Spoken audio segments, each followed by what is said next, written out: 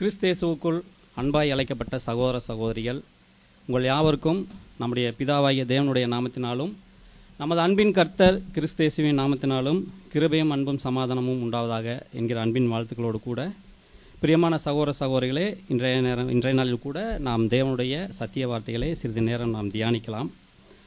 பிரியமானவர்களே, இன்றைக்கு நாம் பார்க்க இருக்கிறதான பாடமானது ஒரு முக்கியத்துவம் வாய்ந்த ஒரு பாடம். ஏன் அப்படின்னா, இன்றைக்கி உலகில் நடந்து கொண்டிருக்கும் ஒவ்வொரு நிகழ்வுகளையும் மற்ற உலகத்தார் பார்க்கிற பார்வைக்கும் வேதாகம மாணவர்களாகிய நாம் பார்க்க வேண்டிய பார்வைக்கும் நிறைய டிஃப்ரெண்ட் இருக்குது. அப்போ இன்றைக்கி உலகத்தில் நடந்து கொண்டிருக்கும், குறிப்பாக மத்திய கிழக்கு பகுதியில், குறிப்பாக இஸ்ரேலை மையமிட்டு நடந்து கொண்டிருக்கும் சம்பவங்களை குறித்து வேதாகம மாணவர்களாகிய நாம் வேதாகமத்தின் பார்வையில் என்ன சொல்லப்பட்டிருக்கு, அது எப்படி நிறைவேறிட்டிருக்கு அப்படிங்கிறத சொல்லி தற்காலத்தில் நாம் கவனித்திருப்பது ஆரோக்கியமானது, அவசியமானது. ஏன்னா நம்முடைய பிதாவாகிய தேவனுக்கு தெய்வீக திட்டம் இருக்குது, மகா உன்னதமான தெய்வீக திட்டம். அந்த தெய்வீக திட்டத்தில் நமக்கும் ஒரு பங்கை கொடுத்துருக்காங்க. அப்போ தேவன் அந்த தெய்வீக திட்டத்தை அதனுடைய டைம் லைனில் கரெக்டாக நிறைவேற்றிக்கிட்டு வந்துட்டுருக்காங்க. அப்போது அந்த தெய்வீக திட்டத்தில் பங்கை பெற்றிருக்கிற நாம் என்னென்ன காலகட்டங்களில் எப்படியெல்லாம் தேவன் அந்த தெய்வீக திட்டத்தை நிறைவேற்றிட்டு வந்து கொண்டிருக்கிறார் என்பதை கவனித்திருப்பது மிக மிக அவசியமாக இருக்குது. அந்த வகையில் தான் நாம் இன்றைக்கு கூட இந்த பாடத்தை நாம் பார்க்கவிருக்கிறோம். பாடத்துக்கு கடந்து செல்வதற்கு முன்பதாக நாம் ஆதார வசனத்தை வாசி கேட்கலாம். மீகா தீர்க்கதரிசன புத்தகம் 4ஆம் அதிகாரம் 1-2 வசனங்கள். ஆனாலும் கடைசி நாட்களில் கர்த்தருடைய ஆலயமாகிய பர்வதங்களின் கொடுமுடியில் ஸ்தாபிக்கப்பட்டு மலைகளுக்கு மேலாய் உயர்த்தப்பட்டிருக்கும். எல்லா ஜாதிகளும் அதனிடத்திற்கு ஓடி வருவார்கள். திரளான ஜாதிகள் புறப்பட்டு வந்து, நாம் கர்த்தரின் பர்வதத்துக்கும் யாக்கோபின் தேவனுடைய ஆலயத்துக்கும் போவோம் வாருங்கள். அவர் தமது வழிகளை நமக்கு போதிப்பார், நாம் அவர் பாதைகளில் நடப்போம் என்பார்கள்.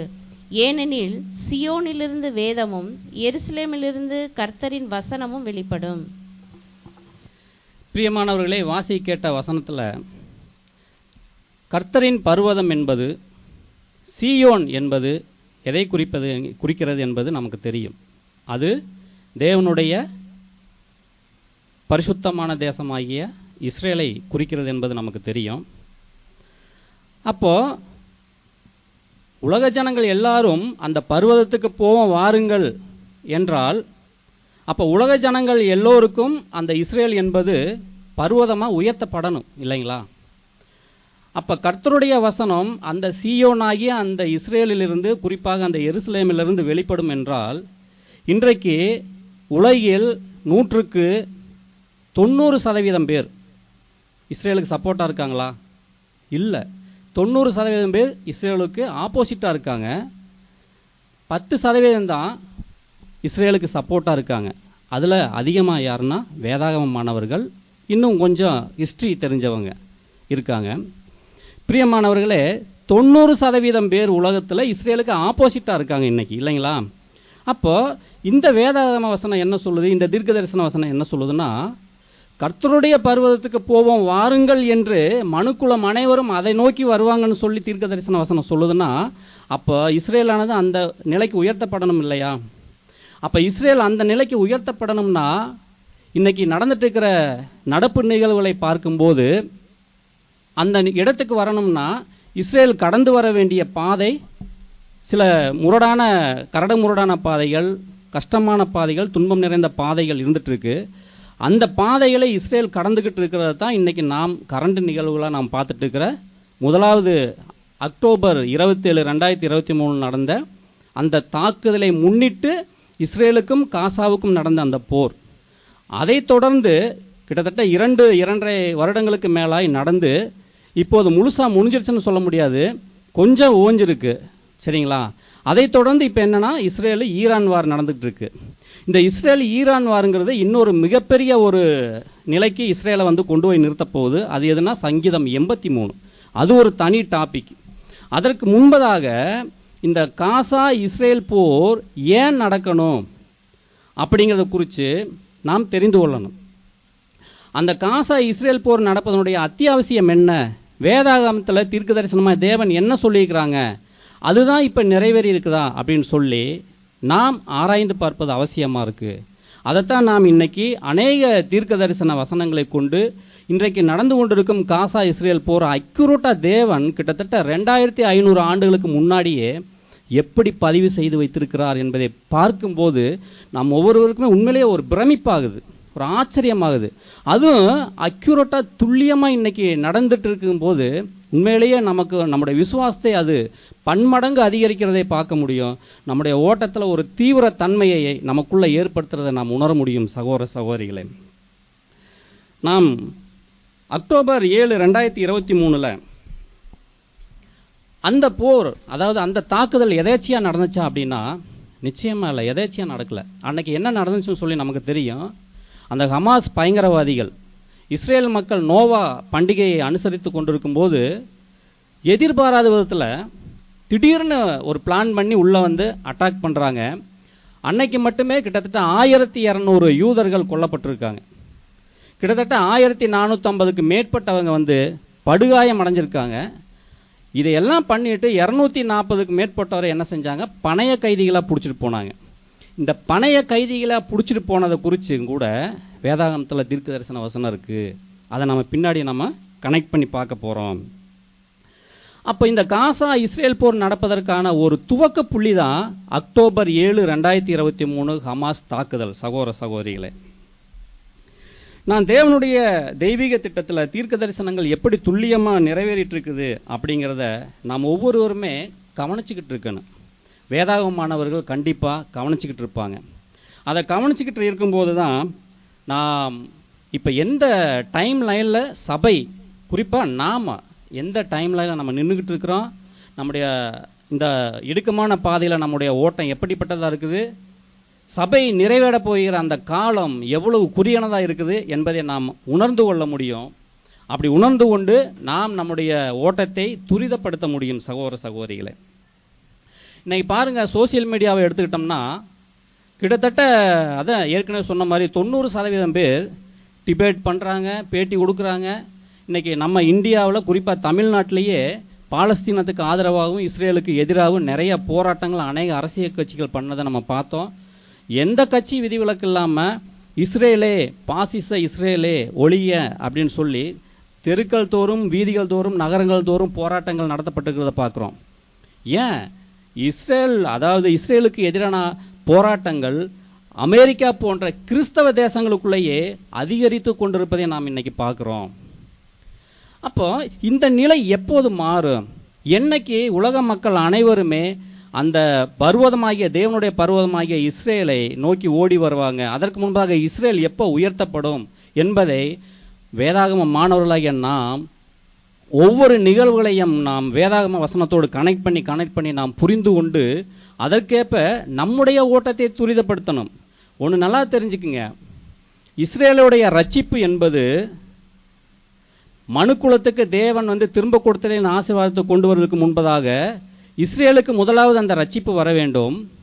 அடுத்து இஸ்ரேல் அந்த உயரத்துக்கு மலையின் உச்சியாக அது ஸ்தாபிக்கப்பட்ட பிறகுதான் மனுக்குலத்துக்கு பொதுவான ரட்சிப்பு கடந்து வரும். அப்போ இந்த 2 சம்பவங்கள் நடக்கிறதுக்கு முன்னாடி என்ன ஒன்று நடந்து முடிஞ்சிருக்கணும்? சபை இந்த பூமியில் நிறைவடைஞ்சிருக்கணும். அப்போ நடந்துட்டு இருக்கிற இந்த போர்களை பார்க்கும்போது நமக்கு எவ்வளவு நாம் எச்சரிக்கையாக இருக்க வேண்டியது அவசியமாக இருக்குது. அப்போ சபை நிறைவடைஞ்ச பிறகுதான் சங்கீதம் 83 நடந்து முடிஞ்ச பிறகு அங்கிட்டு சில மாதங்களில் அல்லது சில கொஞ்ச நாட்கள்லையே அர்மகதோன் யுத்தம் ஸ்டார்ட் ஆகும். அந்த அர்மகதோன் யுத்தத்தின் போது பிரதர் அர்மகதோன் அந்த வால்யூமில் சொல்கிறாங்க, சபை பூமியில் இருக்காதுன்னு சொல்லி. அப்போது நாம் இப்போ எந்த டைம் லைனில், கடைசி டைம் லைனில் நம்ம நின்றுட்டு இருக்கிறோம், கடைசி மணித்துளிகளில் நாம் நின்றுக்கிட்டு இருக்கோம். அப்போது உலகம் பார்க்குற மாதிரியே இந்த நிகழ்ச்சிகளை நாமளும் 10ஓட 11 நாம் எடுத்துக்கொள்ளலாமா அப்படின்னா நிச்சயமாக நாம் எடுத்துக்கொள்ளக்கூடாது. அப்படி எடுத்துக்கிட்டு இருந்தோம்னா நாம் புது சிருஷ்டிகள் தூங்கினவர்களாகத்தான் நம்ம இருப்போம். புது சிருஷ்டிகள் எப்போதுமே அதுக்குத்தான் அந்த அத்திமர ஓமையை தேவன் நமக்கு தீர்க்க தரிசனமாக வச்சுருக்காங்க. எசேக்கியேல் அந்த உலர்ந்த எலும்புகள் கொடுத்ததான ஓமையை வச்சுருக்காங்க. ஏன்னா புது சிருஷ்டிகள் சபை வகுப்பார் இஸ்ரேலை அந்த அத்தி மரத்தை பார்த்து கொண்டே இருக்க வேண்டும் என்பதற்காக. அந்த அத்தி மரத்தினுடைய ஒவ்வொரு ஃபங்க்ஷன் நடக்க நடக்க நீங்கள் உங்களுடைய ஓட்டத்தை துரிதமாக்கிக்கிட்டே இருக்கணும். அந்த அத்தி மரம் தான் சபை நிறைவடையக்கூடிய அந்த காலகட்டத்தை துல்லியமாய் நாம் கணிக்கக்கூடிய ஒரு ஆற்றலை கொடுக்கக்கூடிய ஒரு தீர்க்க தரிசனமாகவும் ஓமையாக இருக்குது சகோதர சகோதரிகளே. இப்போ காசா நம்ம பார்க்குறோம். சரி, காசாவை ஏன் இந்த அளவுக்கு தேவன் இப்போது ஒரு முக்கியத்துவம் கொடுத்து இவ்வளோ பெரிய ஒரு போரை நடப்பிக்கிறதுக்கு என்ன காரணம் இருக்குன்னு சொல்லி நாம் புரிஞ்சுக்கணும் இல்லையா? இப்போ பாருங்கள், காசாவில் நடந்த அந்த ஒவ்வொரு போரும், அங்கே இறந்து போனவங்களை பார்க்கும்போது, கட்டட இடிபாடுகளை பார்க்கும்போது, அந்த சின்ன பிஞ்சு குழந்தைகள் காயப்பட்டதை பார்க்கும்போது, குழந்தைகள் மரித்து கீழே கிடத்திருப்பதை பார்க்கும்போது, அந்த சாப்பாட்டுக்காக எல்லாரும் தட்டை தூக்கிட்டு ஓடும்போது அதை பார்க்கும்போது நமக்கும் இருதயம் வலிக்கத்தான் செய்யுது இல்லைங்களா? ஏன்னா நாமளும் கிறிஸ்துவனுடைய அன்பினால் ஆளப்பட்டுக்கிட்டு இருக்கோம். அப்படி இருந்து ஏன் தேவன் அதை அனுமதிக்க வேண்டும்? அதற்கான காரணம் என்ன அப்படின்னா, நாம் அதை குறித்து பின்புலங்களையும் அதனுடைய வரலாறையும் நாம் பார்த்தால் இது புரிந்து கொள்ள முடியும். பிரியமானவர்களே, காசாவுடைய கடலோர பகுதி, அந்த மத்திய தரைக்கடல் பகுதி தான் காசா இருக்குது. அதை நம்ம பார்த்தோம்னா அந்த காசாவில் பண்டைய காலத்தில் பெலிஸ்தியர்கள் வாழ்ந்திருக்காங்க. பெலிஸ்தியர்கள் யாருன்னு நமக்கு தெரியும் இல்லைங்களா? நியாயாதிபதிகள் காலம் துவங்கி ராஜாக்கள் காலம் வரைக்கும் இஸ்ரேலர்களுக்கு மிகப்பெரிய ஒரு தொல்லை கொடுத்தவர்கள், மிகப்பெரிய ஒரு அச்சுறுத்தலாக இருந்தவங்க யார்? இந்த பெலிஸ்தியர்கள். அந்த பெலிஸ்தியர்கள் வாழ்ந்த பகுதியில் தான் இன்றைக்கு இருக்கிற இந்த காசா பகுதி இருக்குது.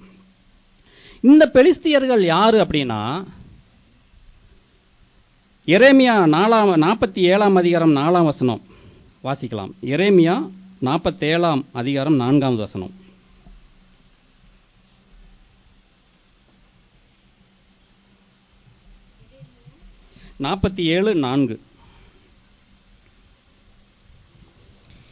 பெலிஸ்தரை எல்லாம் பாழாக்கவும் தீருவுக்கும் சீதோனுக்கும் மீதியான சகாயரை எல்லாம் சங்காரம் பண்ணவும் வருகிற நாளிலே இப்படியாகும்.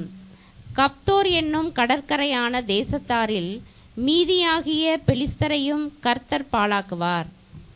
பிரியமானவர்களே, இந்த பெலிஸ்தியர்களுடைய தாயகம் எதுனா, வரலாற்றாசி என்ன சொல்கிறாங்கன்னா கிரீட் தீவு, அதாவது கிரேத்தா தீவுன்னு சொல்கிறாங்க.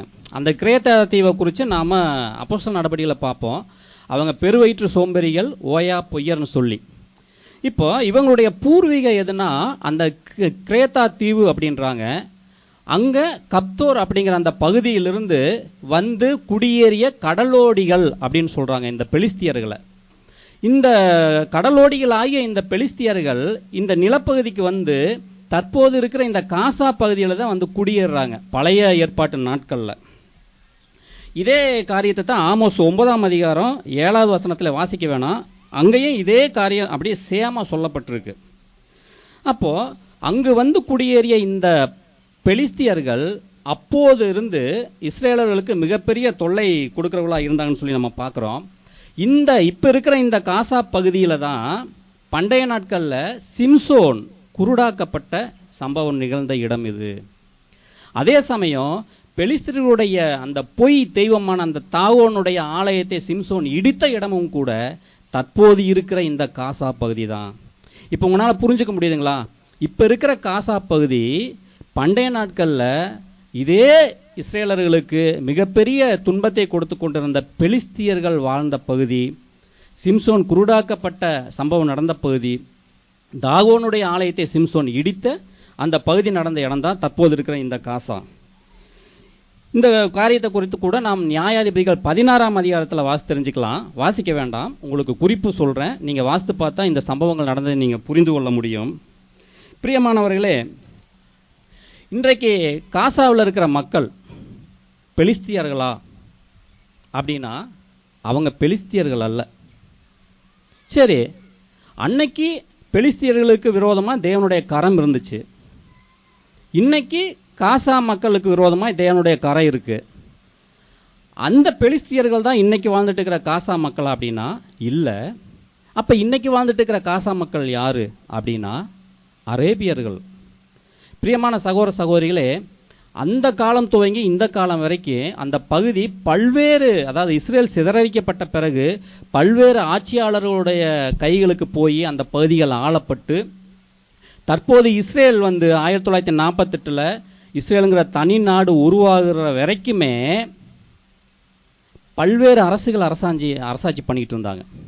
குறிப்பாக 1917 முன்புக்கு வரைக்கும், அதாவது முதலாம் உலகப்போர் நடந்துச்சு பார்த்தீங்களா, அந்த முதலாம் உலகப்போர் நடந்து 1914 ஸ்டார்ட் ஆகுது. 1917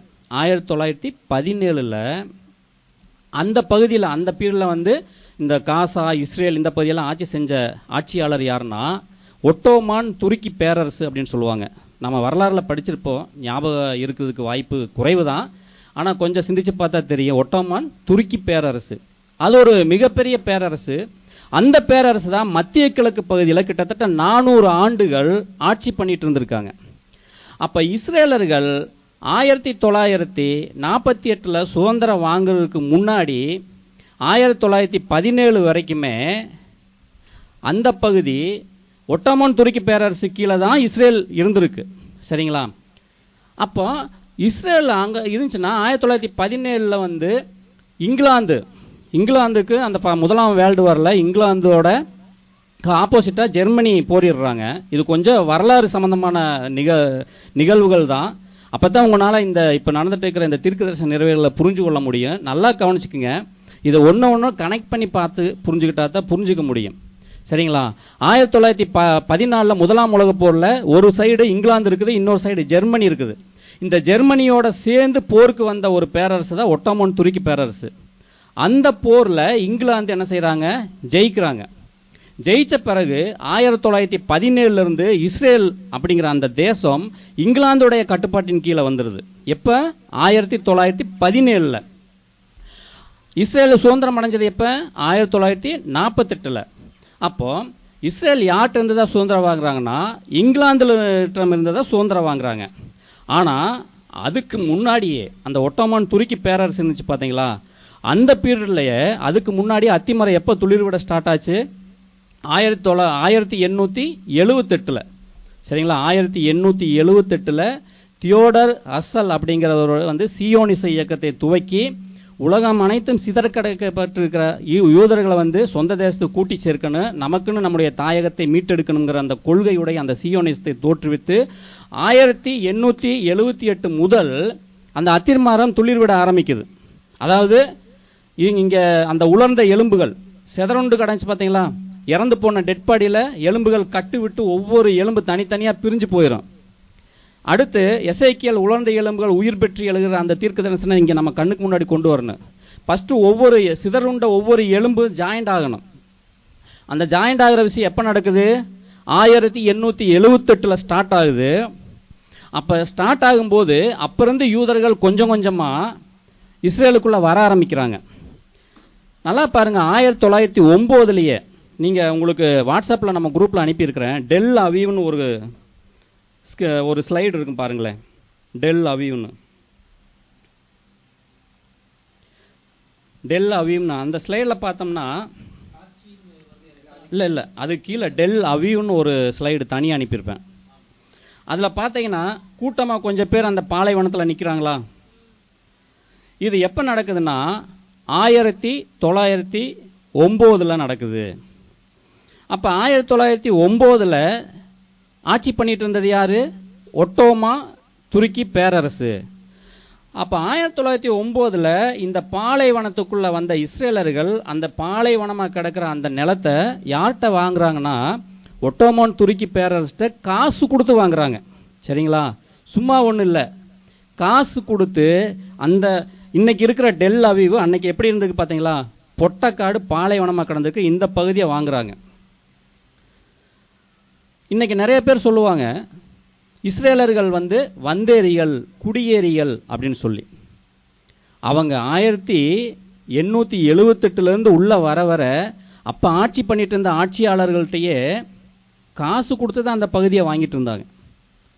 சும்மா ஒன்று அவங்க வந்து ஆக்கிரமிப்பு செய்யலை, வந்து குடியேறலை. அதுக்கப்புறம் தான் 1917 அந்த போரில், முதலாம் உலக போரில் ஒட்டமான் துருக்கி பேரரசு தோல்வி வருது, இங்கிலாந்து கட்டுப்பாட்டின் கீழ் இஸ்ரேல் வருது. அடுத்து 1948 யூதர்களுடைய கோரிக்கையின் பேரில் இங்கிலாந்து பிரதமர் இஸ்ரேலுக்கு சுதந்திரத்தை வழங்கினார். அதற்கு முன்பதாகவே நீங்கள் காட்சி 1 அதில் பார்த்தீங்கன்னா, முதல் ஆதியாகமம் 15:18 ஒரு ஸ்லைடு இருக்குங்களா? அதில் ரெட் கலரில் அப்படியே ரவுண்ட் பண்ணி காட்டியிருக்காங்க பாருங்கள். ரெட் கலரில் ரவுண்ட் பண்ணி காட்டியிருக்கிற இந்த படத்தை நீங்கள் தனிப்பட்ட விதத்தில் நீங்கள் பார்த்தீங்கன்னா உங்களுக்கு தெரியும். அந்த ஏரியா ஃபுல்லாமே ஆபிரகாமுக்கு தேவன் வாக்குத்தத்தம் பண்ணின தேசங்கள். அது எங்கேயெல்லாம் போகுது? எகிப்தில் நைல் நதி வரைக்கும் வருது, சிரியாவில் ஒரு பெரும்பகுதி வருது, இங்கிட்டு யூப்ரட்டிஸ் ரிவருக்கு பார்த்தீங்களா, அது எங்கே ஈராக்கு வரைக்கும் வருது, ஜோர்டானில் பெரும்பகுதி. இப்படி ஒரு பரந்த தேசத்தை தான் ஆதியாகமம் 15:18 தேவன் ஆபிரகாமுக்கு வாக்குத்தத்தம் பண்ணின பகுதி. அப்போ இவ்வளோ பெரிய பரப்பு அப்போ இருந்தே யாருக்கு சொந்தம்? இஸ்ரேலர்களுக்கு சொந்தம். சரிங்களா? இன்னைக்கு எல்லாருமே இன்னைக்கு சோசியல் மீடியாவெல்லாம் ஓப்பன் பண்ணோம்னா என்ன சொல்லுவாங்க? இஸ்ரேல் வந்து பாலஸ்தீனருடைய நிலத்தை பறிச்சிட்டாங்க, ஆக்கிரமிச்சிட்டாங்க, புடுங்கிட்டாங்க அப்படின்லாம் சொல்லிட்டு இருக்காங்க. ஆனால் அது உண்மை கிடையாது. வேதாகம ரீதியாகவும் அந்த இன்னைக்கு இஸ்ரேல் வந்து யாருக்கு சொந்தம்? இஸ்ரேலுக்கு தான் சொந்தம். ரெண்டாவது, அவங்க சிதறடிக்கப்பட்டு போன பிறகு திரும்ப தாயகத்துக்கு வரும்போது அப்போது இருந்த ஆட்சியாளர்கிட்ட காசு கொடுத்து வாங்கியிருக்காங்க. இப்போ அந்த டெல் அவிவில் அந்த பாலைவன காட்சியாக இருந்த அந்த காட்சிக்கு பிறகு இன்றைக்கு இருக்கிற அந்த டெல் அவிவை பாருங்க.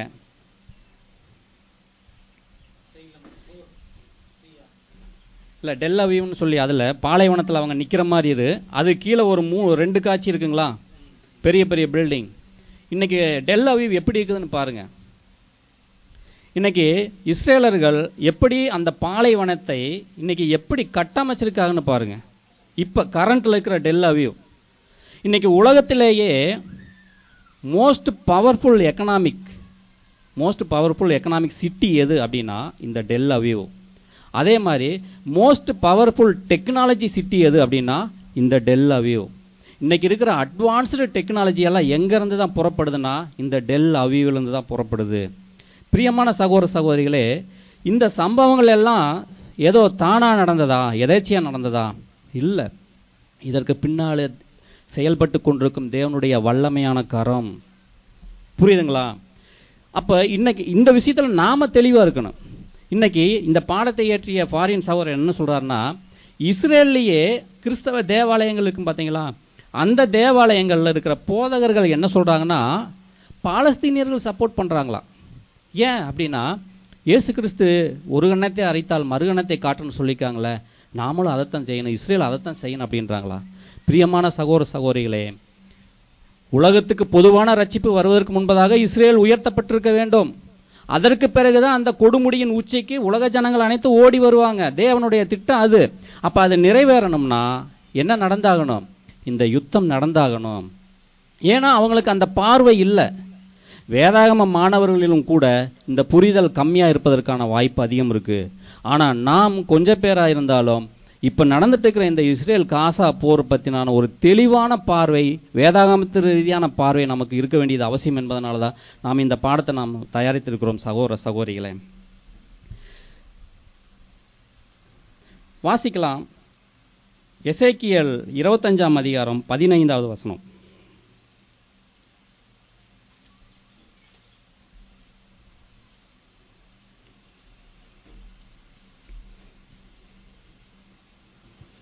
கர்த்தராகிய ஆண்டவர் உரைக்கிறது என்னவென்றால், பெலிஸ்தியர் குரோதக்காரராய் இருந்து பழம் பகையால் கேடு செய்ய வேண்டுமென்று வர்மம் வைத்து பழி வாங்கினபடியினால். போதும். பிரியமான சகோதர சகோதரிகளே, இப்போ இருக்கிற காசா எப்படிப்பட்டது? நம்ம சொன்னோம் பார்த்தீங்களா, அவங்க பண்டைய பெலிஸ்தியர்கள் அல்ல. இப்போ இருக்கிற காசா மக்கள் யாரு? அரேபியர்கள்.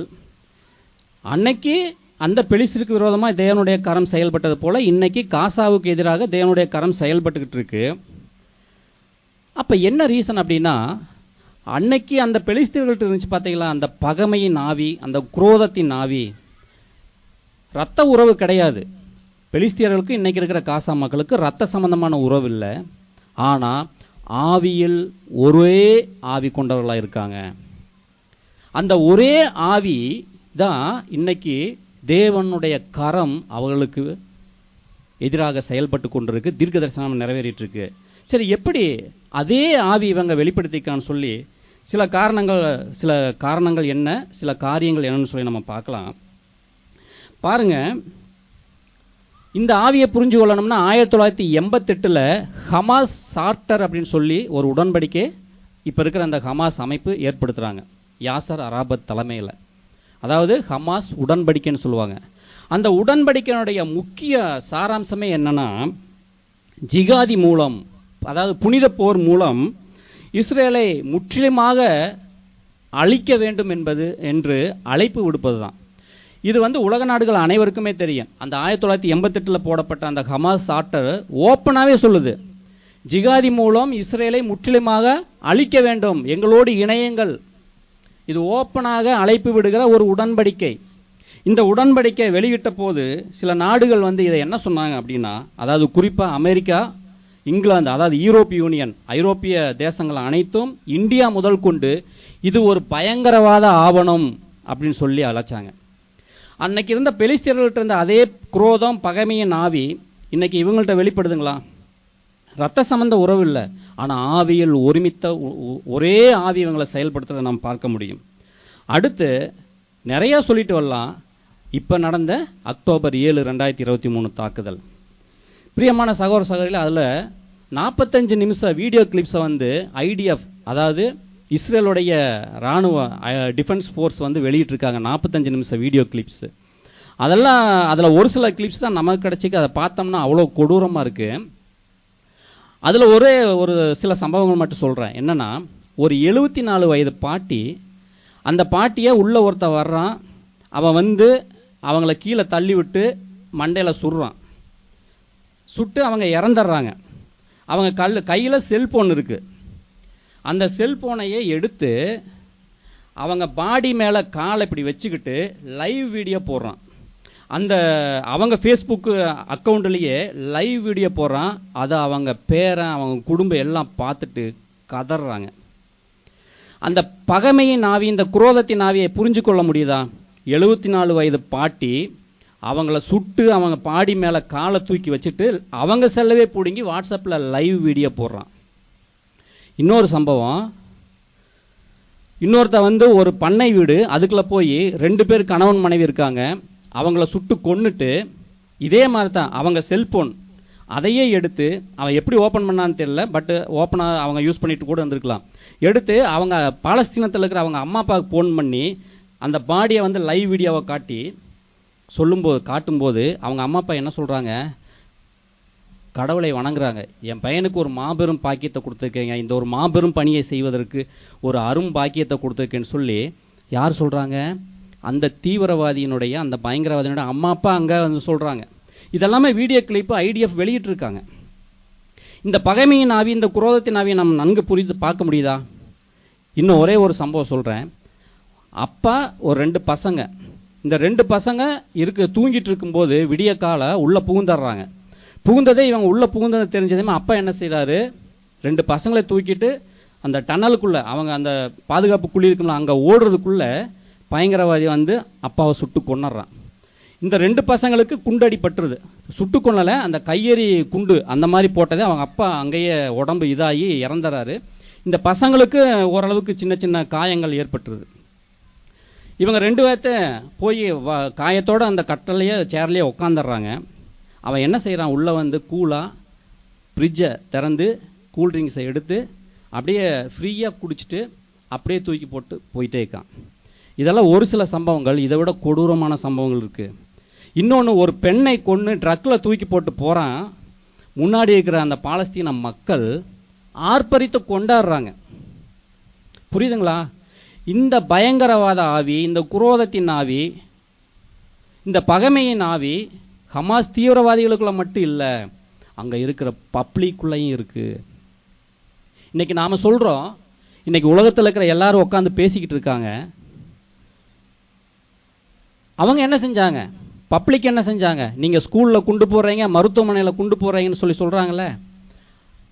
ஆனால் ஹமாஸ் மட்டும் இந்த பயங்கரவாத செயலை ஹமாஸ்க்கு முழு உடந்தையாக இருப்பது யாருன்னா இந்த பப்ளிக்ஸ் தான். ஏன் ஒட்டுமொத்தமாக காசா மீது தேவனுடைய கோபம் பற்றி எறியுதுன்னா, அங்கே இருக்கிற ஒவ்வொருத்தருக்குள்ளேயும் இந்த பகைமையின் குரோதத்தின் ஆவி, பெலிஸ்திய ஆவி செயல்பட்டுக்கிட்டு இருக்கு. பிரியமான சகோதர சகோதரிகளே, இப்போ நமக்கு புரியுதுங்களா? இன்னைக்கு அதை வரலாறு மற்ற விஷயங்கள் எதுவுமே புரிஞ்சிக்காம பேசிட்டு இருப்பாங்க. ஆனால் நாம் வேதாகத்தின் பார்வையில் எது சரியோ அதைத்தான் நாம் பேச வேண்டும், புரிந்து கொள்ள வேண்டும். நாம் அதில் தெளிவாக இருக்க வேண்டும்.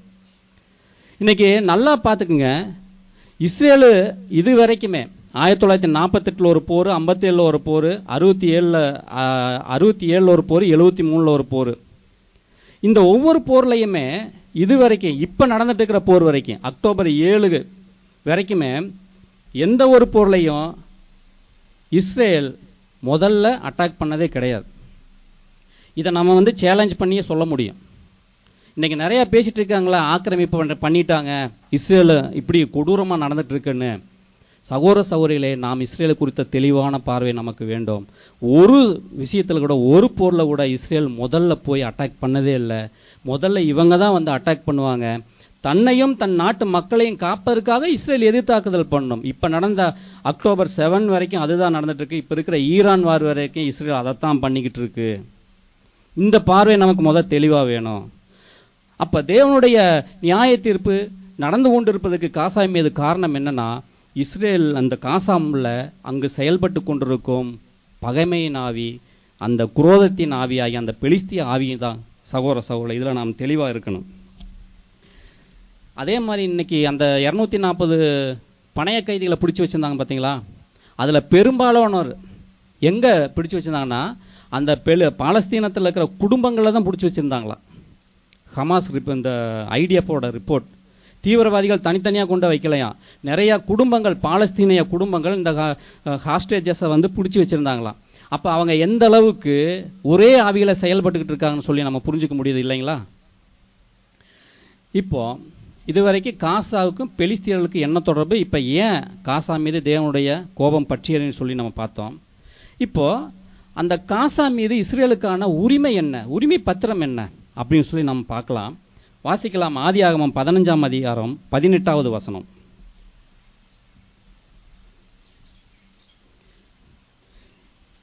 இதில் அந்த ஸ்லைடில் காட்சி 1 அதை எடுத்து வச்சுக்கோங்க. அந்நாளிலே கர்த்தர் ஆபிரகாமோடே உடன்படிக்கை பண்ணி, எகிப்தின் நதி துவக்கி ஐப்ராத் நதி என்னும் பெரிய நதி மட்டும் உள்ளதும். ஷார்ட்டா பிரதர், அந்த நம்ம தேவன் வாக்குத்தத்தம் பண்ணியிருக்காங்க. எகிப்து நதி துவக்கி ஐப்ராத்தி நதி வரைக்கும் இருக்கிற அந்த பகுதி முழுவதுமே நான் உனக்கு உமது சந்ததிக்கு சொந்தமாக கொடுத்துருக்குன்னு சொல்லி. இதை நீங்கள் வீட்டில் போய் ஜூம் பண்ணி பாருங்கள், தேவன் எவ்வளோ ஒரு பரந்த நிலப்பரப்பை ஆபிரகாமுக்கு வாக்குத்தத்தம் பண்ணியிருக்காருன்னு சொல்லி. எசேக்கியேல் 37 இது வாசிக்க வேணாம். இந்த ஆபிரகாமோடு தேவன் செய்த இந்த உடன்படிக்கையை தான் எசேக்கியேல் 37ஆம் அதிகாரத்தில் அந்த உலர்ந்த எலும்புகள், அத்திமரம் துளிர் விடுதல் ஓமை இதில் நம்ம பார்க்குறோம். ஏன்னா இவ்வளோ நிலப்பரப்பு இன்றைக்கி இஸ்ரேல்கிட்ட இல்லை. பல்வேறு காலகட்டங்களில் சிதறடிக்கப்பட்டு போனாங்க. குறிப்பாக இயேசு கிறிஸ்து சிலுவையில் அறையப்பட்டதுக்கு பிறகு கிபி 70 சிதறடிக்கப்பட்டு போனவங்க 1878 தான் தங்கள் சொந்த தேசத்துக்கு கொஞ்சம் கொஞ்சமாக திரும்ப ஆரம்பித்தாங்க இல்லைங்களா? அப்போது அவ்வளோ ஒரு நீண்ட நெடிய காலம் அவங்க உலகம் முழுக்க சிதறப்பட்டு போயிருந்தாங்க. அப்போது தேவன் வாக்குத்தத்தம் பண்ணின பரப்பு இவ்வளோ பெருசாக இருக்குது. அப்போ இவ்வளோ நிலப்பரப்புக்குள்ளே உள்ளடங்கியதான் இந்த காசாவும் இல்லைங்களா? இந்த காசா உட்பட கடலோர சமவெளி எப்படி இந்த பகுதிக்குள்ளே வரும் அப்படிங்கிறத சொல்லி நம்ம தெரிஞ்சுக்கலாம். யோசுவா 13ஆம் அதிகாரம் 2-3 வசனங்கள். இதில் கொஞ்சம் வேத வசனங்கள் நாம் வழக்கத்தை விட ஒரு 4-5 வசனம் சேர்த்து படிக்கணும். ஏன்னா வேத வசனங்களை ஃபுல்லாக நம்ம படித்தா தான் காசாவை பற்றி நமக்கு தெளிவான ஒரு பார்வை நமக்கு கிடைக்கும். வாசிக்கலாம். யோசுவா 13ஆம் அதிகாரம் 2-3 வசனங்கள்.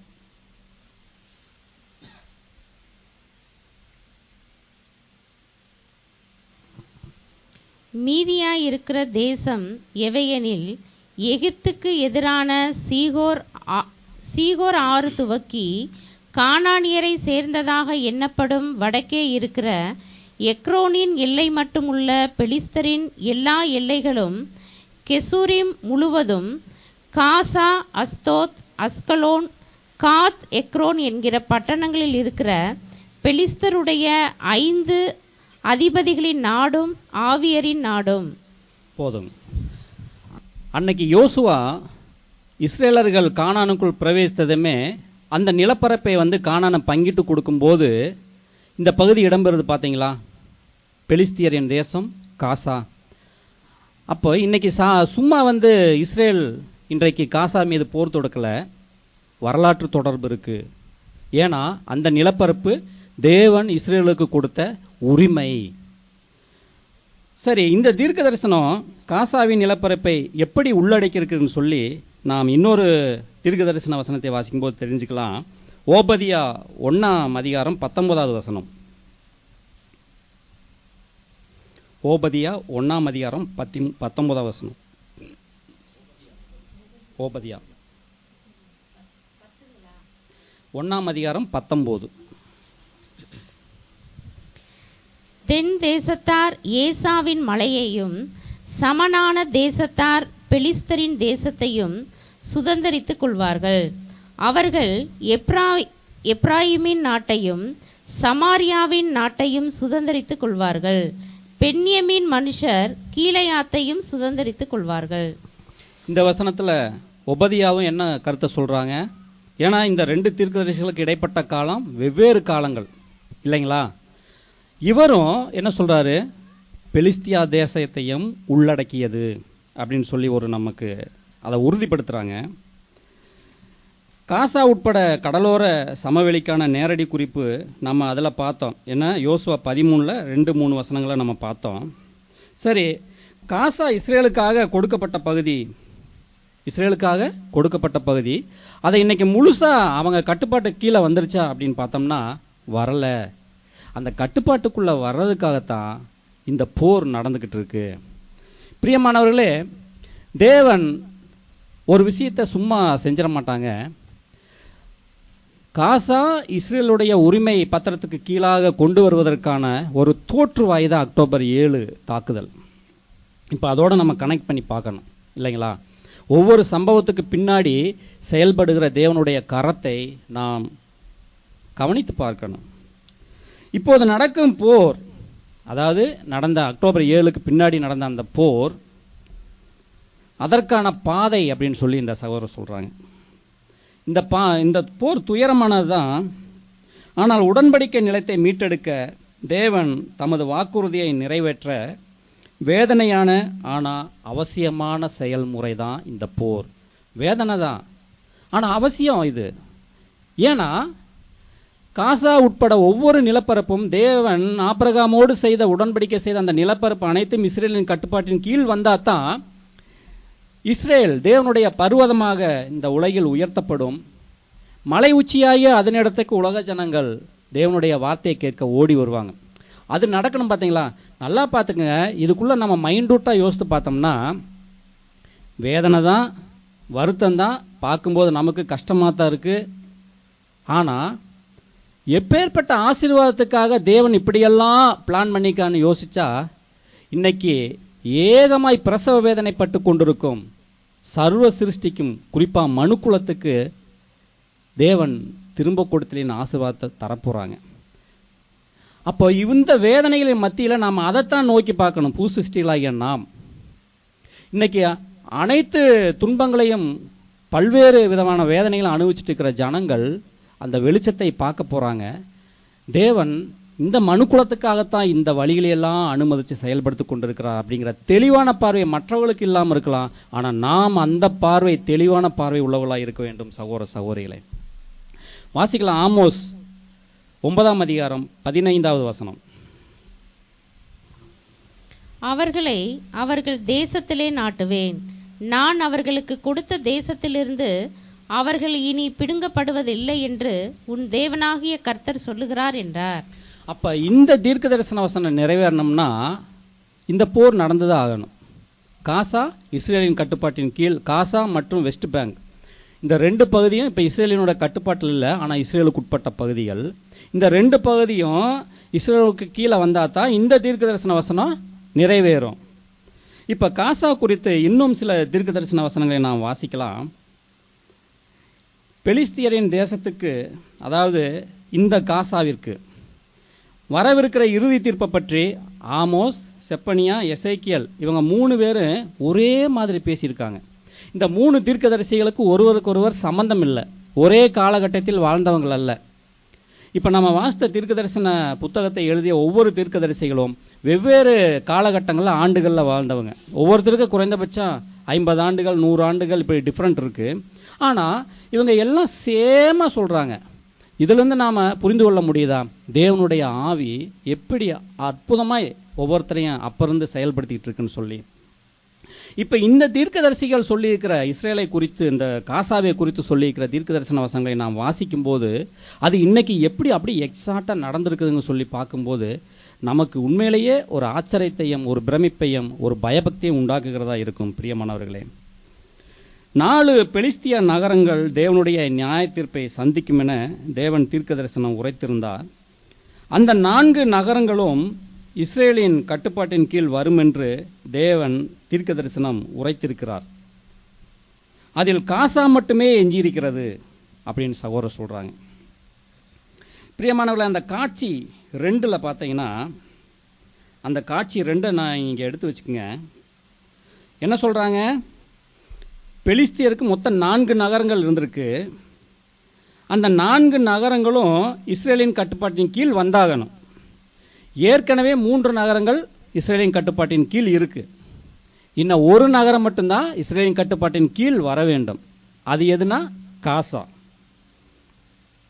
அந்த 4 நகரங்கள் என்னென்னு பார்த்தா, அந்த காட்சி 2ல் நல்லா ஜூம் பண்ணி பார்த்தீங்கன்னா, சிமியோன் அப்படின்னு இருக்குங்களா, அந்த சிமியோனுக்கு கொஞ்சம் அந்த கடல் மத்திய தரைக்கடல் பக்கம் வந்தீங்கன்னா கேரார், அதுக்கு பக்கத்தில் காசான் இருக்கும், அதுக்கு பக்கத்தில் அஸ்கலோன், அடுத்து அஸ்தோத், அந்த ரெட்டாக இருக்கிறதுக்கு கீழே பார்த்தீங்கன்னா எக்ரோன் அப்படின்னு இருக்கு. இந்த 4 பகுதியும் பெலிஸ்தியர் நகரங்களாக இருந்திருக்குது பண்டைய நாட்களில். இந்த 4 நகரங்களில் அஸ்தோத்து, எக்ரோன், அஸ்கலோன், அஸ்தோத், எக்ரோன் இது 3மே இன்றைக்கு இஸ்ரேலின் கட்டுப்பாட்டு அந்த யூதாவுக்குள்ளே தான் இன்னைக்கு இருக்குது. ஆனால் காசா மட்டும்தான் இந்த கட்டுப்பாட்டுக்குள்ள வராமல் தனியாக இப்போ இருந்துட்டுருக்கு. பிரியமானவர்களே, அப்போ இந்த காசா தேவனுடைய ஜனங்கமாகிய இஸ்ரேலின் கட்டுப்பாட்டின் கீழ் வரணும்னா இந்த போர் நடந்தாகணும்ல. ஏன் அப்படின்னா அங்கே செயல்பட்டு கொண்டிருப்பது எதுனா பெலிஸ்திய ஆவி. அப்போ அந்த பெலிஸ்திய ஆவிக்கு விரோதமாக நியாய தீர்ப்பு பண்டைய நாட்களில் வந்தது மாதிரி இப்போ நியாய தீர்ப்பு வந்தாகணும். அப்போ இப்போ நடந்துட்டு இருக்கிற இந்த போர் தேவனுடைய நியாய தீர்ப்பு. எதற்கான நியாய தீர்ப்பு? பண்டைய பெலிஸ்திய பகைமையின் ஆவி, குரோதத்தின் ஆவிக்கான நியாய தீர்ப்பு. 2வது, இஸ்ரேல் தேசத்துக்கு சொந்தமான அந்த நிலப்பரப்பை இஸ்ரேலுக்கு மீட்டு கொடுப்பதற்கான தேவனுடைய நியாய தீர்ப்பு. பிரியமான சகோதர சகோதரிகளே, இதை பற்றி இன்னும் ஒரு வசனத்தை நாம் வாசிக்கலாம். ஆமோஸ் தீர்க்கதரிசன புத்தகம் 1ஆம் அதிகாரம் 6-7 வசனங்கள். ஆமோஸ் 1ஆம் அதிகாரம் 6-7 வசனங்கள். கர்த்தர் சொல்லுகிறது என்னவென்றால், காசாவினுடைய 3 பாதங்களின் நிமித்தம் 4 பாதங்கள் நிமித்தமும் நான் அதன் ஆக்கினையை திருப்ப மாட்டேன். அவர்கள் சிறைப்பட்டவர்களை ஏதோமியரிடத்தில் ஒப்புவிக்கும்படி முழுவதும் சிறையாக்கினார்களே. காசாவின் மதிலுக்குள் தீ கொளுத்துவேன், அது அதனுடைய அரமனைகளை பட்சிக்கும். நல்லா கவனிச்சுக்குங்க. இப்போ காட்சி 3 கையில் எடுத்து வச்சுக்குங்க. பிரியமானவர்களே, காசாவின் அரண்மனைக்குள் தீ கொளுத்துவேன் இன்னைக்கு நடந்துட்டு இருக்கு. சரி, இந்த அரண்மனைகள் அப்படிங்கிற அந்த வார்த்தைக்கான எபிரேய வார்த்தை என்ன அப்படின்னு பார்த்தா அர்மான். அந்த அர்மான் அப்படிங்கிற அந்த வார்த்தைக்கான அர்த்தம் என்ன அப்படின்னு பார்த்தோம்னா அரண்கள், பலப்படுத்தப்பட்ட பாதுகாக்கப்பட்ட இடங்கள் அப்படின்னு சொல்லி அர்த்தம். இன்னைக்கு பாருங்க, ஆமோஸ் வாழ்ந்த காலகட்டம் எப்போ? அந்த தீர்க்க தரிசன வசனம் இன்னைக்கு நடந்துட்டு இருக்கு. இன்னைக்கு ஹமாஸ் அந்த காட்சி 3 எடுத்துக்குங்க. இப்போ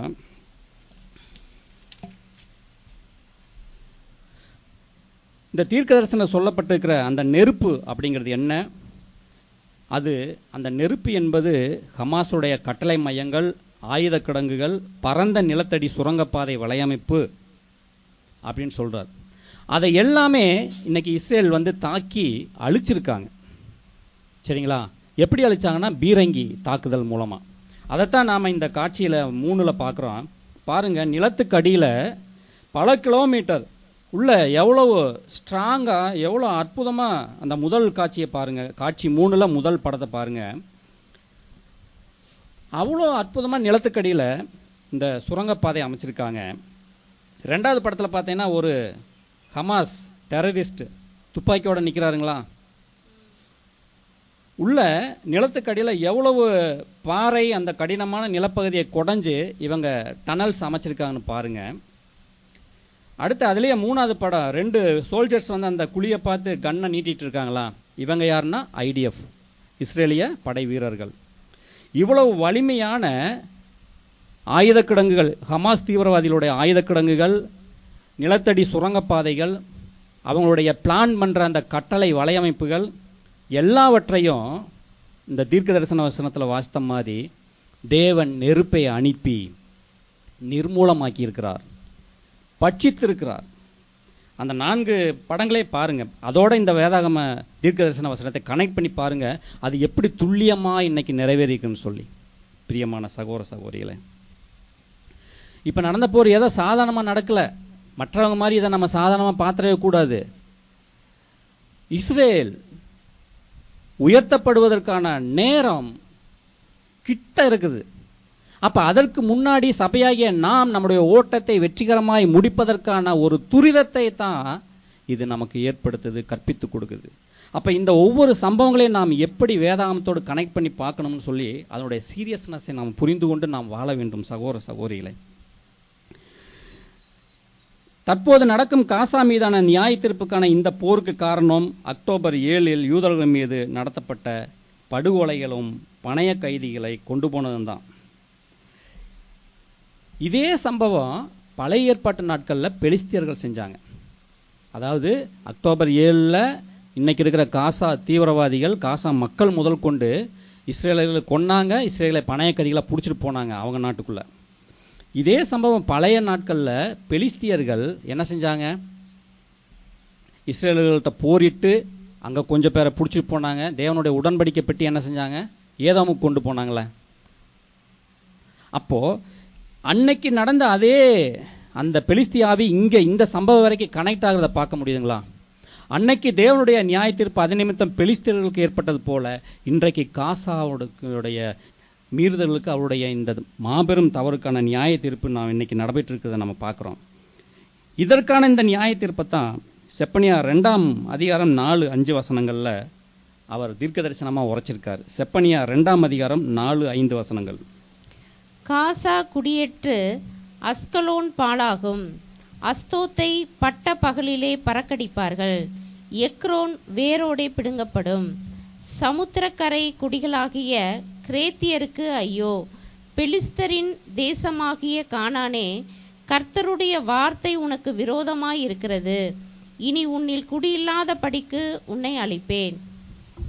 பிரியமான சகோதர சகோதரிகளே, இப்ப காட்சி 4 எடுத்து வச்சுக்கோங்க. இப்ப நம்ம வாசித்த இந்த தீர்க்க தரிசன வசனங்கள்ல குறிப்பா 2 வார்த்தையை நம்ம எடுத்துக்கலாம்.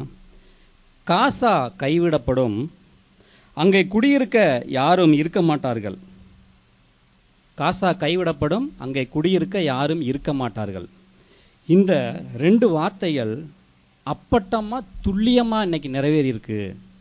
அதுல காட்சி 4 முதல் படத்தை பாருங்க. காசாவில் அந்த கடலோரத்தில் வானளாவிய பில்டிங்ஸ் ரொம்ப பிரம்மாண்டமாக கட்டியிருந்தாங்க, ரொம்ப அழகாக இருந்துச்சு. ஆனால் இந்த தாக்குதலில் தேவனுடைய நியாய தீர்ப்பில் அது எப்படி பற்றி எரியுது பாருங்க. அந்த நெருப்புக்கு கீழே இருக்கிற இந்த பில்டிங்ஸ், இந்த உயரமான பில்டிங்ஸ் எல்லாமே இப்போ இல்லைங்களாம், சுத்தமாக டெஸ்ட்ராய் ஆயிடுச்சு. அந்தக்கு கீழே அடுத்து 2வது படம் பாருங்க. அவ்வளோ பெரிய அழகாக இருந்த நகரம் கரி புகை எழும்பி கரி மண்டலமாக மாறிடுச்சு. அதுக்கடுத்து 3வது பிக்சர் 12வது பிக்சர் பாருங்கள். மேலே முதல் பிக்சரில் அவ்வளோ அழகாக இருந்த கட்டிடங்கள், மிக உயரமான கட்டிடங்கள் 12வது பிக்சரில் எப்படி சின்ன பின்னமாகி கிடக்குதுன்னு பாருங்கள்.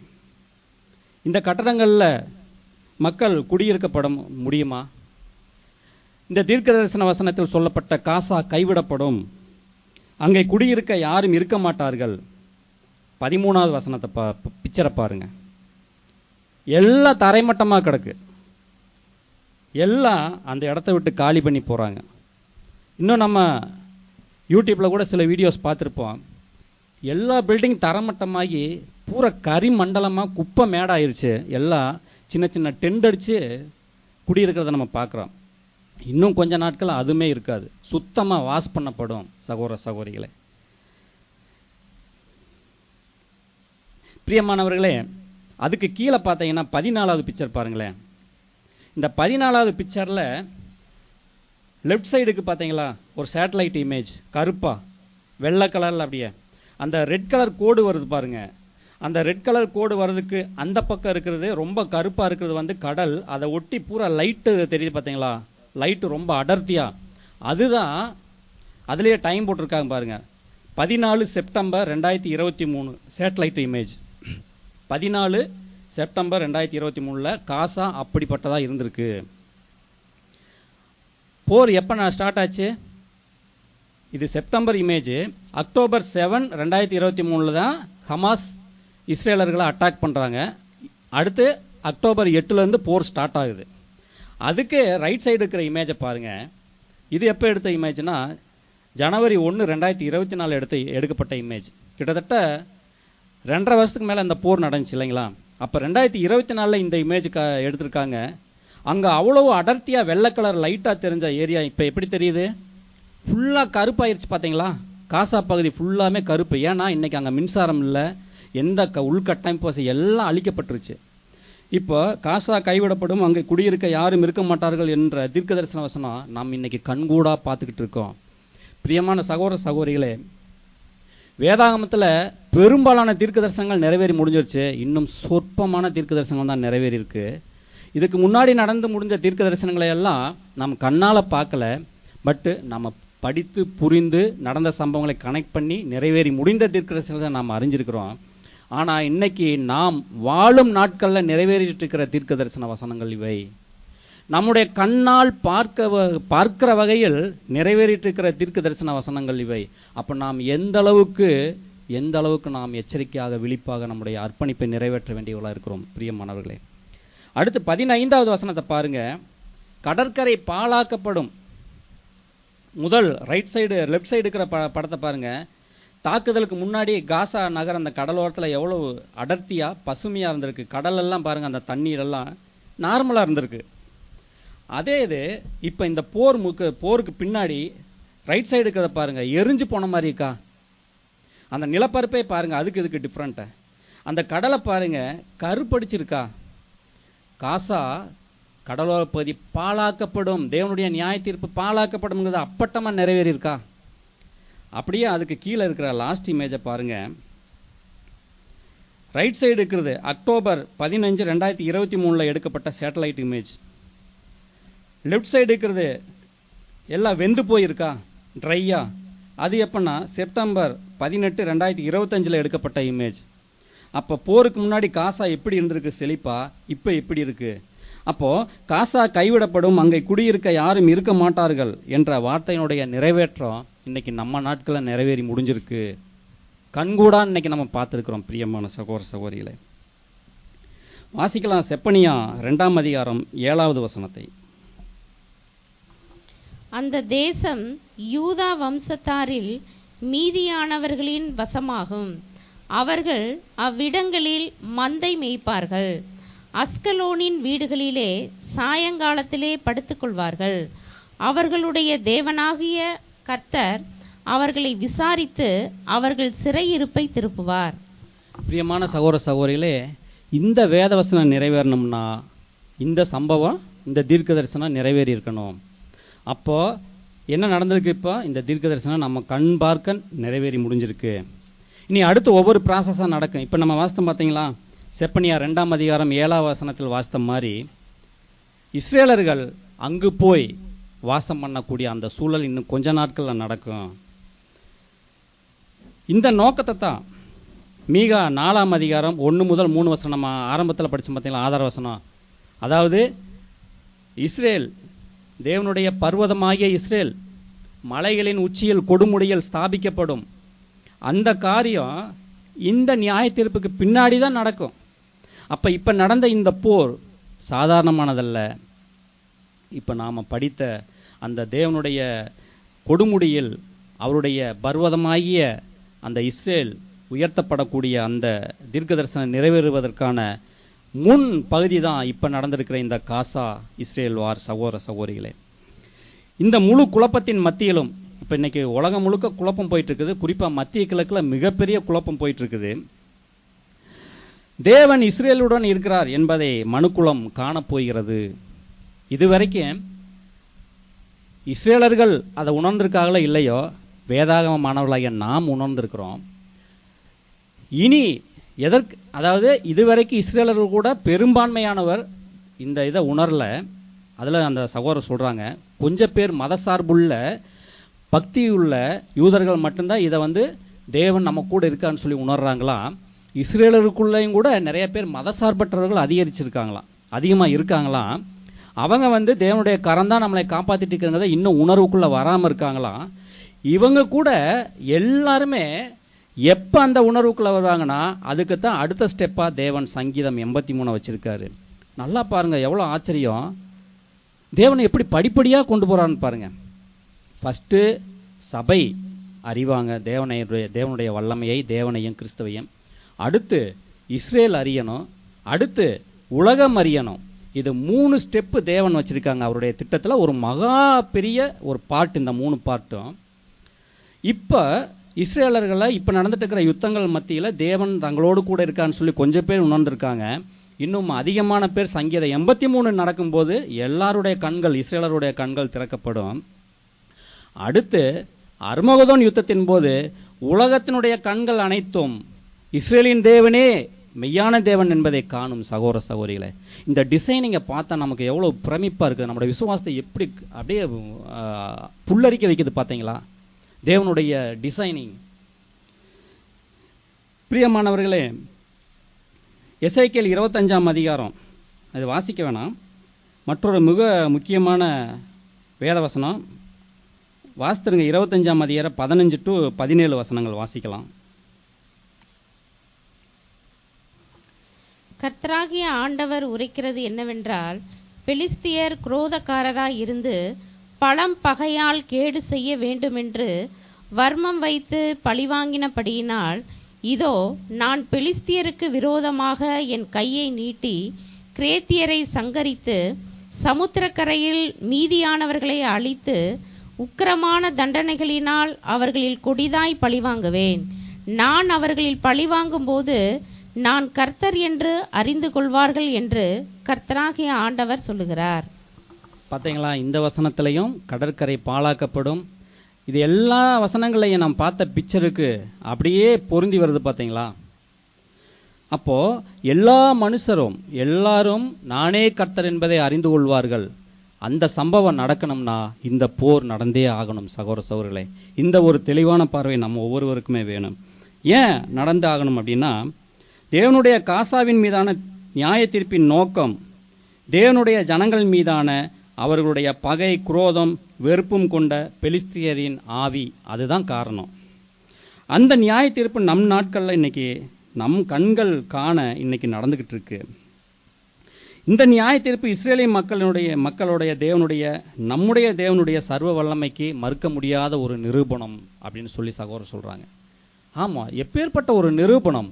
இஸ்ரேல் மக்களுக்கு மாத்திரமல்ல, குறிப்பாக வேதாகம மாணவர்களாகிய நமக்கு தான் தேவனுடைய சர்வ வல்லமையின் அவருடைய சர்வ ஞானத்தின், அவருடைய மகா மேன்மையான உன்னதமான இந்த டிவைன் பிளான் நிறைவேறிட்டு இருக்கிறதுடைய அந்த ஒரு பியூட்டியை காண ஒரு அற்புதமான நிரூபணம் தான் இன்னைக்கு நடந்து கொண்டிருக்கிற இந்த காசா இஸ்ரேல் போர். பிரியமானவர்களே, இதற்கு மத்தியில் தேவன் இஸ்ரேலை எப்படி தயாராக்கிட்டு இருக்கார் அப்படின்னு சொல்லி நம்ம பார்க்கலாம்.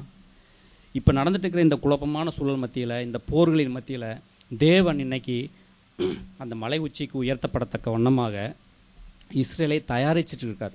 எப்படின்னா 2 விதங்களில் தயாரிச்சிட்டு இருக்கார். ஃபஸ்ட்டு, அதாவது ஏன் தயாரிக்கணும் அப்படின்னா, இஸ்ரேல் தான் நாளைக்கு முழு மனுக்குலத்துக்கும் முழு தேசங்களுக்கும் ஆசீர்வாதமாகவும் ஒளியாகவும் இருக்க போகிறாங்க. அடுத்து அங்கிருந்து தான் அந்த உலகத்தினுக்கான மனுக்குலத்துக்கான ரட்சிப்பு உலகெங்கும் பறந்து கடந்து போக இருக்கு.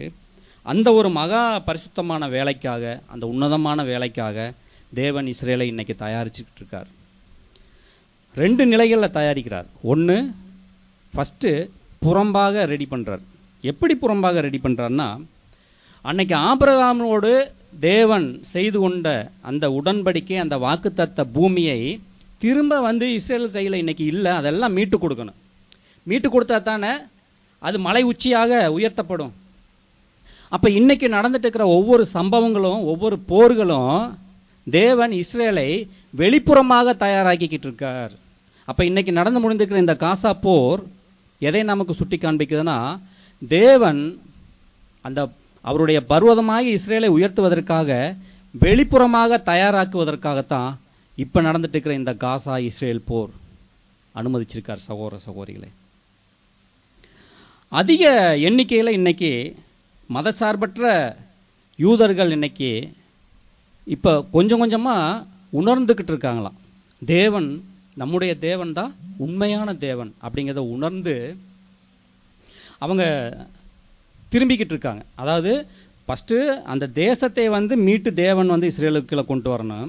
ரெண்டாவது, இன்னைக்கு நம்ம முதல்ல பார்த்தோம் பார்த்தீங்களா, இன்னைக்கு பெரும்பான்மையான யூதர்கள் மத சார்பற்றவர்களாய் பக்தி, அதாவது யூதர்கள் அவ்வளோ பக்தியாக இருப்பாங்க, அதில் பக்தியற்ற யூதர்கள் இன்னைக்கு நிறையா இருக்காங்களாம். ஏன்னா வெஸ்டர்ன் கலாச்சாரம் இப்படி பல நாடுகளில் வாழ்ந்த நிமித்தம் நிறைய பேர் அந்த வேதாகம படிப்பதில்லை, அதில் இருக்கிற அந்த கோட்பாடுகளை கடைபிடிப்பதில்லை, நாமினல் யூதர்களாக அவங்க இருந்துகிட்ருக்காங்க. ஆனால் ஃபஸ்ட்டு இந்த போர் வெளிப்புறமாக இஸ்ரேலை ஆயத்தப்படுத்துவதற்கு, நிலப்பரப்புகளையெல்லாம் மீட்டு தேவன் ஆபிரகாமோடு செய்த உடன்படிக்கை நிறைவேற்றுவதற்காக நிலப்பகுதி மீட்டு இஸ்ரேல் கையில் கொடுக்கணும். உள்புறமாக எப்படி தயாரிக்கிறாருன்னா, இஸ்ரேலர்கள் ரெடி ஆகணும்ல. இஸ்ரேலர்களுக்கு சபையை விட்டுருங்க, அடுத்து பொதுவான ரட்சிப்பு இஸ்ரேலருக்குள்ளே கடந்து வரணும். அப்போ இஸ்ரேலர்களில் இன்னைக்கு பெரும்பான்மையானோர் மத சார்பற்றவர்களாக இருக்காங்க. அப்போ மத சார்புள்ளவர்களாக பக்தியுள்ள யூதர்களாக மாறணும்ல. அப்போ அவங்க மாறணும்னா என்ன நடக்கணும்? தேவன் அங்கே ஒரு செயல் செஞ்சாகணும். அப்போ இன்னைக்கு நடந்துட்டு இருக்கிற போர் அந்த மதசார்பற்ற யூதர்களுடைய மனசில் குத்தும்படி தேவன் அனுமதிச்சிருக்கார், உணர்வு உண்டாக்கும்படி அனுமதிச்சிருக்கார். எப்படி அப்படின்னா, பிரியமானவர்களே, பழைய ஏற்பாட்டு காலத்தில் நம்ம பார்ப்போம், இஸ்ரேலர்கள் முரட்டாட்டம் பண்ணுவாங்க, பக்கத்தில் இருக்கிற எதிரி நாடுகளில் ஒப்பு கொடுக்கப்படுவாங்க, இவங்கள்ட்ட போதுமான ஸ்ட்ரென்த் இருக்காது, படைப்பலன் இருக்காது, எது இருக்காது. குறிப்பாக உதாரணத்துக்கு சொல்லப்போனால் கிதியோனுடைய யுத்தத்தை கூட நம்ம பார்க்கலாம். இப்படியா அம்மோனியர்கள், பெலிஸ்தியர்கள், இப்படி சுற்றி இருந்த ஒவ்வொரு தேசத்தாரோடைய நடந்த சண்டைகளில் பார்த்தோம்னா தேவன் அற்புதமாக விடுவிப்பார். அதுக்கப்புறம் எங்கள் தேவனே உண்மையுள்ள தேவன் நாங்கள் அப்படின்னு சொல்லி கொஞ்ச நாள் என்ன பண்ணுவாங்க, அவங்க உணர்வடைஞ்சு தேவனை பின்பற்றுவாங்க. அப்புறம் கொஞ்ச நாளில் சோரம் போவாங்க.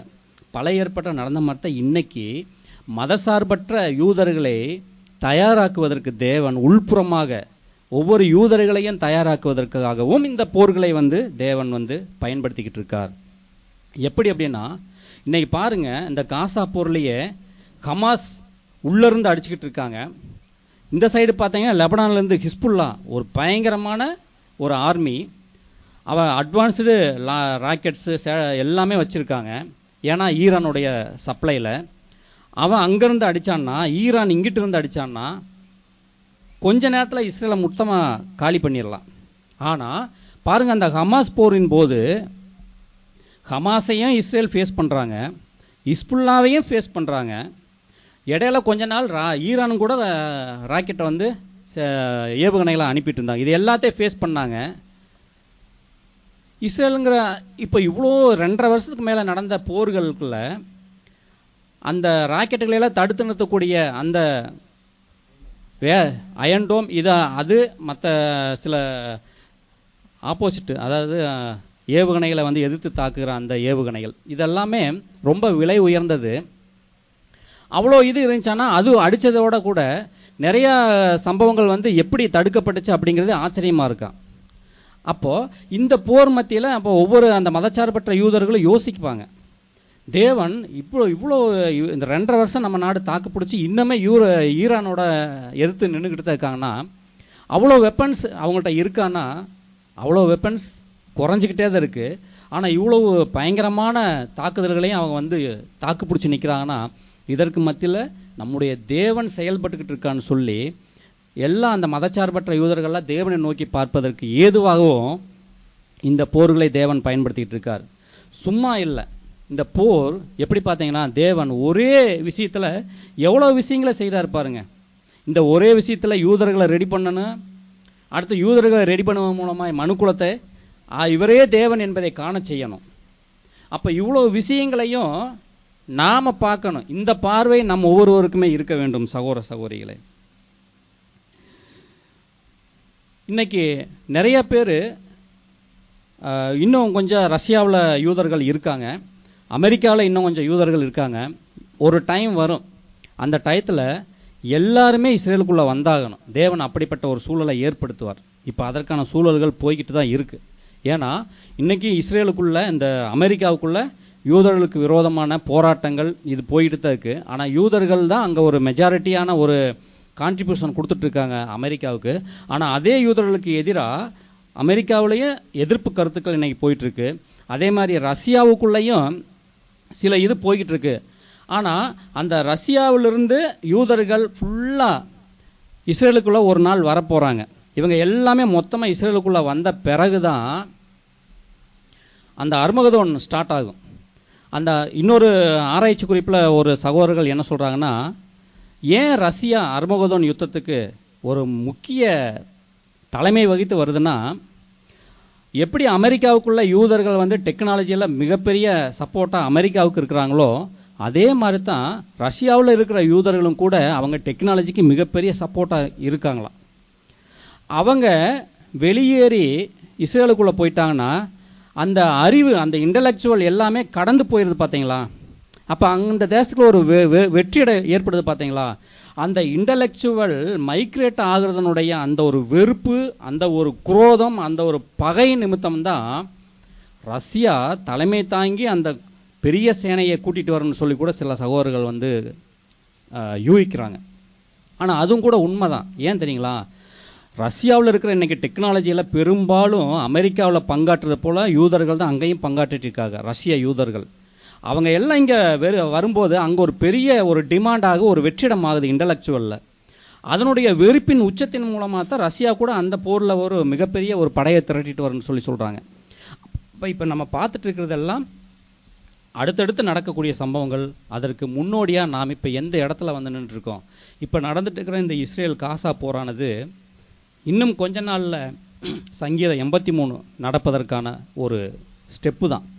சங்கீதம் 83 நடந்து முடியும் போது இஸ்ரேல் மதில்கள் இல்லாத பட்டணம் போல சமாதானமாக இருக்கும். இப்போ இருக்கிற பிரச்சனைகள் பண்ணுற எல்லா நாடும் ஒருவேளை சமாதான உடன்படிக்கை பண்ணி அட்டாக் பண்ணாமல் நிசப்தமாக இருப்பாங்க. அந்த பீரியடில் தான் அங்கிட்டு கொஞ்ச நாட்கள்லேயே அர்மகதோன் யுத்தம் ஸ்டார்ட் ஆகும். மதில்கள் இல்லா பட்டணம் போல் இருக்கும்போது தான் சடுதியாக அந்த சேனை வந்து விழும் இஸ்ரேல் மேலே. அதுதான் அர்மகதோன் யுத்தம். இப்போ நம்ம கிட்ட இருக்கிறோம், ரொம்ப கிட்ட இருக்கிற சங்கீதம் 83க்கு கிட்ட. அப்போ காலத்தை பார்க்கிற நாம், தற்போது மத்திய கிழக்கில் குறிப்பாக இஸ்ரேலுக்கு விரோதமாக நடந்து கொண்டிருக்கும் நடப்பு நிகழ்வுகளை பார்க்கிற நாம் மிக தெளிவாக வேதாகம கண்ணோட்டத்தில் வசனங்களை கொண்டு என்ன நடந்துட்டு இருக்குது என்பதை நாம் பார்த்து நாம் விழிப்பாக இருக்க வேண்டும் சகோதர சகோதரிகளை. நாம் மிகுந்த எச்சரிக்கையோடு இருந்து, பிரியமானவர்களே, இஸ்ரேல் ரெடியாகிறதுக்கு முன்னாடி சபை ரெடியாகி ஓட்டத்தை முடிச்சிருக்கணும். அப்போ அதை நாம் சிந்தையில் நாம் எப்போதுமே நமக்கு முன்னாடி வச்சுட்டு இருக்கணும். ஏதோ நம்ம யூடியூப்பில் மற்ற விஷயங்கள் சோசியல் மீடியாவில் பார்க்குறோம், இஸ்ரேல் போருன்னு பார்த்துட்டு 10ஓட 1 நாம் கடந்து போயிட்டோம்னா நாம் அந்த சபை நிறைவடைதலில் இடம்பெற மாட்டோம். நடந்துட்டு இருக்கிற ஒவ்வொரு சம்பவமும் நல்லா தெரிஞ்சுக்குங்க. மற்றவங்க பார்க்குற பார்வைக்கும் நாம் பார்க்குற பார்வைக்கும் தெற்கு வடக்கு மாதிரி இருக்கணும். நாம் ஒவ்வொரு விஷயத்தையும் உலகத்தில் நடந்துருக்கிற ஒவ்வொரு விஷயத்தையும் வேதாகம கண்ணோட்டத்தின்படி தான் நம்ம பார்க்கணும். டிவைன் பிளான் கண்ணோட்டத்தில் தான் நம்ம பார்க்கணும். 10-11 நம்ம பார்த்துட்டு போயிட்டோம்னா அது நமக்கு தான் பெரிய இழப்பை ஏற்படுத்தும். சகோதர சகோதரிகளே, இன்றைக்கி நாம் நின்று கொண்டு இருக்கிற இந்த டைம் லைன் கடைசி நாள்னு கூட சொல்ல முடியாது, கடைசி மணித்துளிகளில் தான் நாம் நின்றுக்கிட்டு இருக்கோம். இப்படி கடைசி மணித்துளிகளில் நின்றுட்டு இருக்கிறன்னா எந்த அளவுக்கு நம்முடைய வாழ்க்கையை நாம் தயார்படுத்தி கொள்ள வேண்டும். நாம் சொல்கிறோம் தேவன் இஸ்ரேலை தயாராக்கிக்கிட்டு இருக்கார், உள்ளும் புறம்புமாக தயாராக்கிக்கிட்டு இருக்கார், அடுத்து மனுக்குலத்துக்கு இந்த வெளிச்சத்தை பாய்ச்சப் போகிறார், இதெல்லாமே நம்ம சொல்லிக்கிட்டு இருக்கோம். அதற்கு முன்பதாக எனக்கு என்ன பொறுப்பு, நான் தயாராகணும். கடைசி மணித்துளிகளை சபையானது ஓடிக்கிட்டு இருக்கு. எப்போ நிறைவடையும் சொல்லி நமக்கு தெரியாது. ஆனால் இந்த சம்பவங்கள் ஒவ்வொன்றுமே நல்லா தெரிஞ்சுக்குங்க. அந்த உலர்ந்த எலும்புகள் ஒன்று சேர்ந்து ஒரு முழு உடலாய் மாறுவதும், அத்திமரம் துளிர் விடுவதும் எப்படி நிறைவடையும்னா, ஃபஸ்ட்டு ஒரு அத்திமரம் துளிர் விடுதுன்னா அது ஒரு இனிஷியல் ஸ்டேஜ், ஆரம்ப நிலை. அடுத்து அந்த இலை பெருசாகி ஆகி அடுத்து பல இலைகள் அந்த மரம் அப்படியே கொஞ்சம் கொஞ்சமாக இலைகள் நிறைஞ்சு முற்றிலும் முழுமையாக அது தளிர்த்து இருக்கும், கனி கொடுக்குற நிலைமைக்கு வந்திருக்கும்.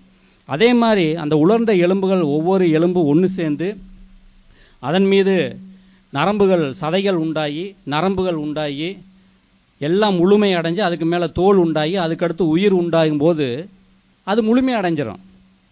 அப்போ இஸ்ரேல் தேசம் தான் இது. அப்போ இஸ்ரேல் தேசம் இப்போ எந்த ஸ்டேஜில் இருக்குன்னு நாம் கணிச்சு பார்க்கணும். 1878 துளிர் விட ஆரம்பிச்சிச்சு, அந்த எலும்புகள் எல்லாம் ஒன்று கூட ஆரம்பிச்சு. 1948 சுதந்திரம் அடைஞ்சிச்சு. அப்போவே கிட்டத்தட்ட சொல்லப்போனால் தசைகள் உருவாகி நரம்புகள் உருவாகி தோல் மூடிடுச்சுன்னு தான் சொல்லலாம். அத்திமரம் எல்லாம் முழு இந்த மரம் உதிர்ந்து போய் இப்போ முழுசாக தலைகள் வந்துருச்சு பார்த்தீங்களா, அந்த மாதிரி வந்துருச்சுன்னு சொல்லலாம். எப்போ 1948 சுதந்திரம் அடைஞ்ச போதே. இப்போ என்னென்னா அந்த உடம்புக்குள்ளே உயிர் வர்றது மட்டும்தான் பாக்கி, அந்த அத்திமரத்தில் கனிகள் வர்றது மட்டும்தான் பாக்கி. இப்போ நாம் அந்த ஸ்டேஜில் தான் இருக்கிறோம். அப்போ அதுக்கு முன்னாடி சபை ஓட்டத்தை நிறைவடைஞ்சிருக்கணும். அப்போ நமக்கு இருக்கிற அந்த பொறுப்பு, நமக்கு இருக்கிற அந்த ஒரு விழிப்புணர்வு, இதை நாம் மிகுந்த ஜாக்கிரதையாக இருந்து நம்முடைய அர்ப்பணிப்பை நிறைவேற்றுவதில் மாத்திரமே நாம் ஃபுல் ஃபோக்கஸ் பண்ணணும். பிரியமான சகோதர சகோதரிகளே, நம்முடைய ஒரே நோக்கம் நான் தேவனோடு செய்த அர்ப்பணிப்பை நிறைவேற்றணும். இதுதான் நம்ம 24 hours நம்ம சிந்தையாக இருக்கணும்.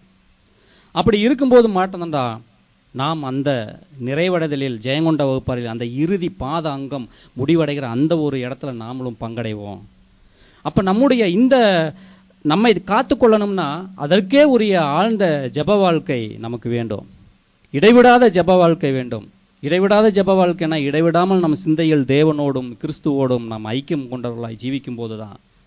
பிரியமானவர்களே, நாம் காலத்தை உணர்ந்து மிகுந்த ஜாக்கிரதையோடு நம்முடைய அர்ப்பணிப்பின் வாழ்க்கையை நிறைவேற்றுவதற்கான அந்த பலன் நமக்கு கிடைக்கும். பிரியமானவர்களே, நாம் மிகுந்த எச்சரிக்கையாக இருக்க வேண்டும். தேவனுடைய பரிபூர்ண சித்தம் நிறைவேறவும் அவருடைய மக்களான இஸ்ரேலின் முழுமையான வெற்றிக்காகவும் வாக்களிக்கப்பட்ட தேசம் முழுமையாக மீட்கப்படவும் மனுக்குல ரட்சிப்புக்கு முன்னுரையாக அமையவிருக்கும் யூத மக்களின் எழுச்சிக்காகவும் நாம் ஜெபிக்கணும். நமக்கு மாத்திரமல்ல, தேவனுடைய இப்பேற்பட்ட அற்புதமான திட்டம் நிறைவேறுவதற்காக இஸ்ரேலர்களுக்காக யூத மக்களுக்காக நாம் ஜெபிக்க வேண்டியவர்களாக இருக்கிறோம். பிரியமானவர்களே, தேவன் அன்றைக்கு ஆபிரகாமோடும் ஈசாக்கோடும் யாக்கோபோடும் செய்த உடன்படிக்கையை இன்னைக்கு நிறைவேற்றி கொண்டிருக்கிறார். நம் கண்கள் இன்னைக்கு பார்த்துக்கிட்டு இருக்கு. அப்படி தேவனுடைய தீர்க்கதரிசனம் நிறைவேறதை கண்கூடாய் பார்க்கக்கூடிய பாக்கியசாலிகள் நாம். அதோடு கூட மிகுந்த எச்சரிக்கையோடு வாழ வேண்டியவர்கள் நாம். பிரியமானவர்களே, இறுதியாக நாம் ஒரு வசனத்தை வாசித்து நாம் நிறைவு செய்யலாம். ரோமர் 13ஆம் அதிகாரம் 11-12 வசனங்கள், 11-12 வசனங்கள்.